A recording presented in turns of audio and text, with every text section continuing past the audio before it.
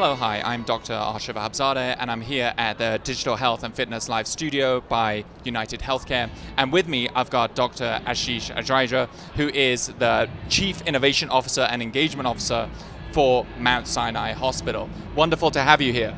Same here, Arshad. Same here, Arshad. So you had a really interesting panel just now on precision medicine. So can you tell me a little bit about that panel? I think it was amazing and great audience and great questions.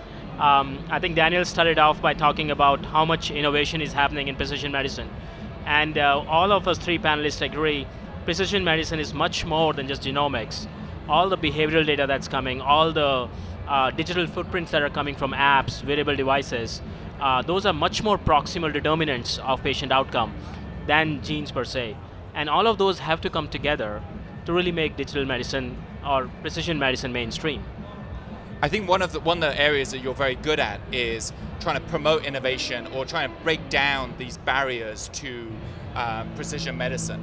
So in your eyes, what are these big barriers? I think there's so much innovation happening, and it's not just in US, all over globally. We don't need more innovation necessarily. What we really need is to find the best innovation that can make the most impact. So we need to create evidence of what is working, what is not. And then we need to find strategies how to transform our care using that evidence. So I see two major bottlenecks, the evidence bottleneck and the transformation bottleneck. So to give you an example, right now there are 265,000 medical apps. So if I tell my patients to take health survey app or health education app, they find easily 30, 40 apps by the same name. So we need to find which is working, which is not, and then we can find the right app to the patient.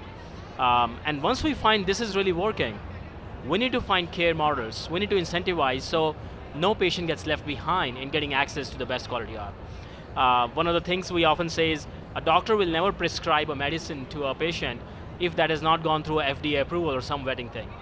Why would we prescribe any digital therapeutic solution if it's not vetted through some way? Right, so you're asking where is the evidence? There's a 250,000 apps. Where is the evidence that we would still have for normal medications to these digital devices? That is correct. Are there any major take-homes that if there was a single take-home, what would that be to someone that's watching this interview that wants to know about precision medicine?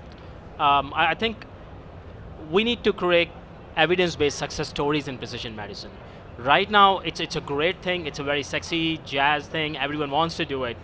But I think the work has just started. The real work is how to make it mainstream by finding what is working, which use case scenario, which example it is really working, and then disseminating that evidence to make it mainstream. So make it very specific and find the evidence and build and validate it. That is correct.